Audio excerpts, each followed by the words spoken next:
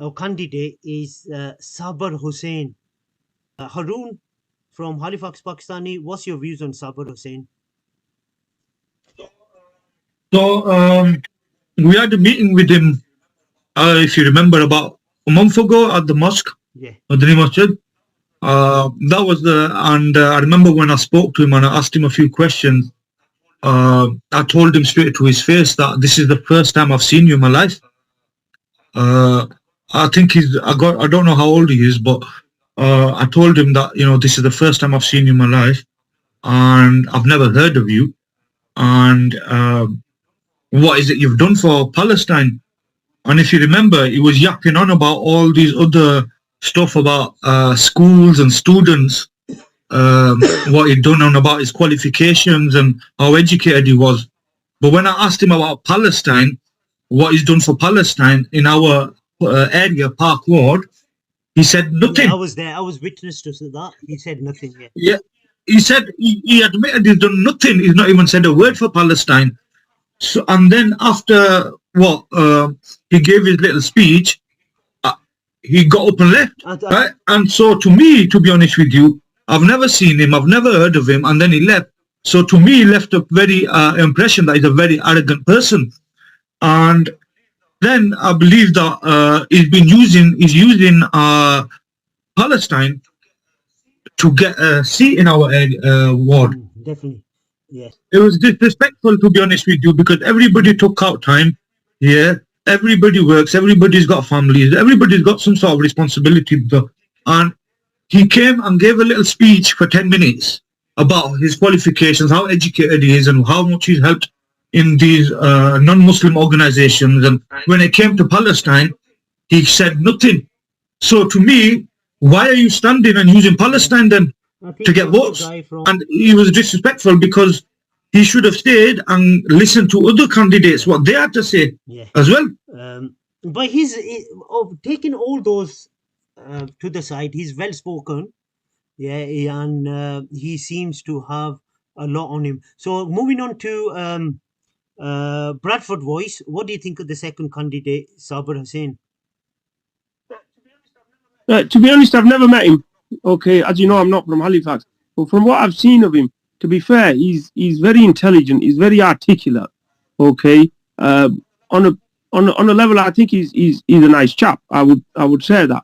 Now, going to how he's conducted himself, like he says, like Aruna said, this isn't the only person. I think there's a lot of people that are jumping on the bandwagon at the moment and trying to benefit from what's going on in Palestine. And I need to make it clear that, in Palestine, in English they call it Jerusalem, we call it Al-Quds. And you've got Masjid al-Aqsa, which is the third holiest Islamic site in the world. Masjid al-Aqsa was the first Qibla as well. Okay, and in the compound of the Al-Aqsa Masjid, there's what they call the Dome of the Rock, and there's a rock there where the Prophet ﷺ, he descended to heaven. He went on the nightly journey from that spot, and the Prophet ﷺ led the Jamaat in the masjid itself with Jibreel. When Jibreel took him there or accompanied him there, and I'm just going through this, may Allah forgive me for that. Okay, but it is quite detailed. And then there's an area near the door. You can actually see, if you go there, you can actually see the mark where the Prophet ﷺ tied the buraq. The buraq was an animal which he rode on when he went up to the seven heavens, or up on the nightly journey when he went up. So that's why it's so important to us. Okay, so a lot of people are jumping on this bandwagon thinking of that. Now, going back to this, the second guy is basically, from what I've seen of him, is that at the moment there's a problem going on in Halifax because there's been a picture released of him with the Labour people at a dinner on the table. I think the picture was taken in November, so this was after what started in Palestine, in Gaza. Okay, and it's all smiles and everything. And he's put out a video saying that, he was there, he was he got put onto that table and he was accounting them, and basically, he rolled with them, that why are you doing this, and there needs to be a ceasefire, and that's fair enough. I can accept that. But I think the mistake he's made is he's had himself pictured with them, and now that picture is out there, and a lot of people are using that picture against him, and probably his opponents are as well, and saying, look, this guy, he was causing up to the enemy, if you want to use that word, and that's basically damaging him. But apart from that, he seems like a nice, articulate, clever man, and like Haroon says, he's mentioned that he's educated. He's educated, and these are the type of people that really you want from the community to come forward and be candidates. These are the type of people that should be coming I up. just want to And the younger interrupt you generation. because conscious of time. Yeah, we've got 6 minutes Yes, left. carry on. Now, from what I've seen, the leaflets that were delivered. Now, go about the leaflets that I've received and how he described himself in those campaign leaflets. Although I've been in the meeting as well, so you guys have covered it. So what he's explained in the leaflet was that he never sought political office. So that's the first thing. So my question is, what has he been doing for the past 20 years, being member of the Labour Party, hovering around politicians, like going into this gig, going into this meeting, going into that dinner, having this kind of coffee with that kind of politician and so forth? I can only assume from what he sent us, because he's not. I've about 3 or 4 times. I've even knocked on his door, because he's my neighbor, my family member's neighbor, and I asked him for an interview the other day, and he says he doesn't have time for an interview. Now, if he can go to parties, and if he can go to have and chill out with the Labour parties, and he doesn't have time for half an hour interview, yeah, I think that is monkey say. You understand? I don't want to say the rude word, but that is what you call monkey say by a typical politician. So he's been hovering around for 20 years, and I can only assume that he has always sought political office, but he was never selected by the Labour Party. So come October 27th, and he was having dinner with Holly Lynch, sitting down with her and so forth. God knows what was discussed. That's his word. The video SABBIR has released is his opinion. We can't verify it from one person, because if he's been with the Labour Party for 20 years and then jumped ship just because he saw political opportunity here, that's the question. That's what we need to question. And another aspect is we as a community are to blame for this, because we have not chosen a suitable candidate for ourselves, and this duty goes upon every single individual, yeah, to choose a candidate that can represent us, a candidate in this election that is fresh faced, yeah, never been spoiled by the political parties. He's never been touched. Basically a political virgin. Yeah, that's what we were looking for, and we never found that in our community.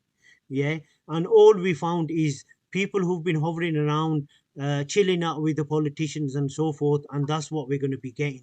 So 2026 is very, very important for us. Anyway, 3 minutes left, yeah, so we'll cut it off now, and then we'll dial back in again. Saying that, look, basically, he's just another one who's, what's it called, use Palestine for his own agenda, man. He's a nobody. I've never seen him. I've never heard of him. Like I say, I'm born and bred in Halifax, and I'm very, very active on social media for the last 14 years with this Halifax Pakistanis and Muslim Defence League. And I've never heard of him until we met at the masjid. Yeah. And then, so to me, he's just another one like Saudi Zaman who jumped on the bandwagon using Palestine for his own agenda, man. Yeah, and another thing is, because he's been a Labour member for so many years, hovering around politicians, sitting down with Holly Lynch. Yeah, how can we trust him? A character like that. Photograph, Yeah. photograph. Yeah. I shared it online on my Halifax Pakistanis, Yeah. and I called them all bootlickers. Yeah. And it looks like they were best friends in that picture. Yeah, Yeah, I know. There is. he had a massive smile on his face.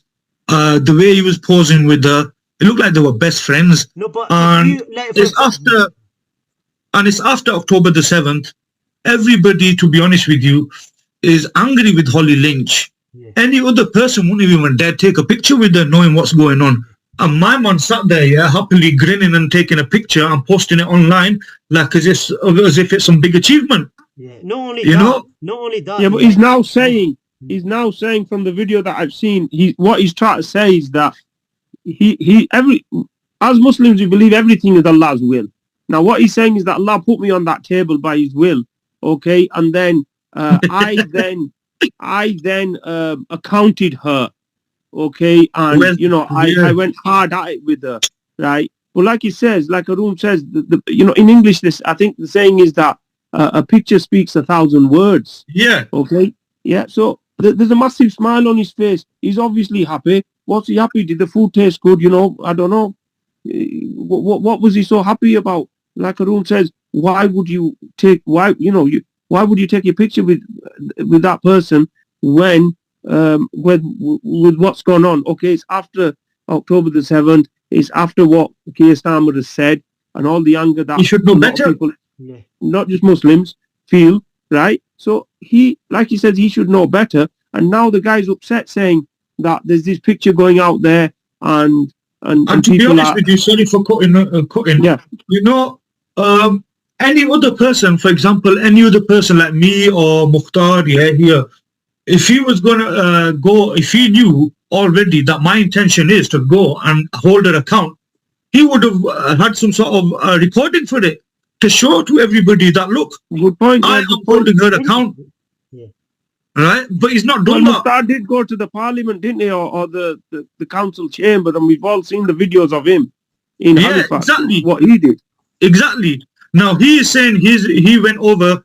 It was Allah's will that he went over, which I don't believe. He probably went on his knees over with his tongue out, as far as I can see. Yeah, and he went over there. He was pally pal with her. He shook hands with her, talked about whatever. We've got no proof of it, and he sat there with the photograph. Yeah, grinning with a massive grin. Any other person would have had videos saying that, look, this is what I've done with Holly Lynch, but he's not done that, and now he's come out 6 months later when I've posted it online. Because he knows he's getting caught out. yeah. I mean, if you look at from the Prophet Muhammad's perspective and Love Salam. the Sahabas' perspective, there were various incidents that happened. Like one famous incident, the Muslims stopped paying the zakat, so they were classed as some people say they were classed as kafirs, yeah, or Wasn't that the time of Abu Bakr? Abu Bakr, yeah, that's the one, yeah. And even if you look at the time of the Prophet, the Battle of Tabuk, yeah, where all the Muslims, 30,000 of them, were ordered by Allah and His Messenger to march out to Tabuk to fight against the Byzantine Empire. Byzantine Empire, I think they were 200,000 odd army. So they all marched except for the 300 hypocrites that didn't march out. Now, what was the punishment? What was the punishment that was given to the hypocrites that did not participate in the Battle of Tabuk? Yeah, some were just questioned, and I think all of them were questioned, and the Prophet left it to Allah, except for the three of them. And one of the famous one was Ka'b ibn Malik. He was questioned, and the Prophet and the whole of the Muslims were asked to boycott him for 50 days. Yeah, and taking the other example of Rida, where the Muslims apostated, yeah, and then then after the battle of Rida, they came back to the fold of Islam, yeah, and they had a specific probation period for them. They had to be monitored for 2 years before they were let back into the Muslim society, the Muslim community of Medina.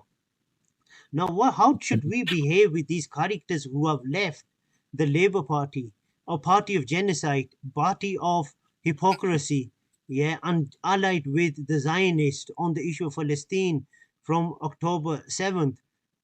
Should we be using the same example of Hazrat Abu Bakr to monitor them and not let them back into our community? Like next month leaves the Labour Party and he says, "Look, I've left the Labour Party. I'm independent now."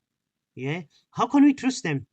Yeah. Now let We me go can't. back to Scotland and give you an example of the beginning of March.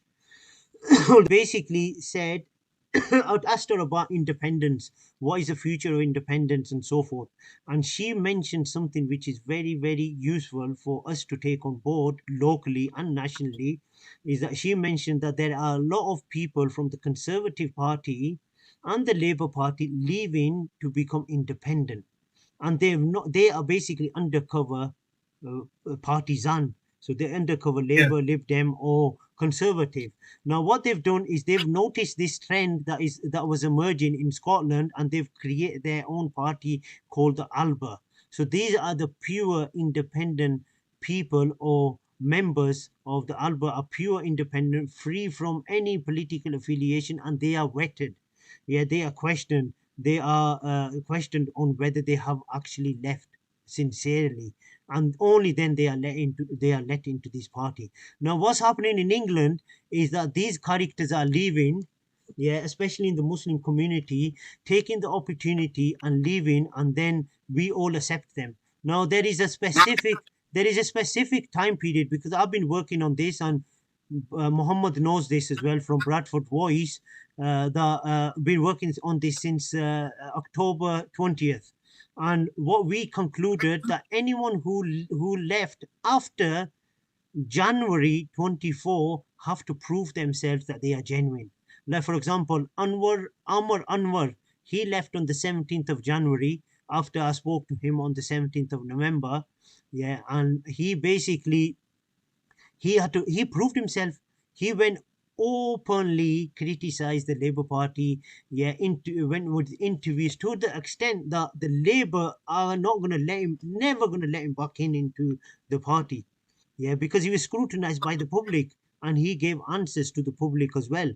Yeah, and this was the guy who cried in the chambers. Anyway, leaving Saber to the side now, let's move on to Shakar now. This will be an interesting one.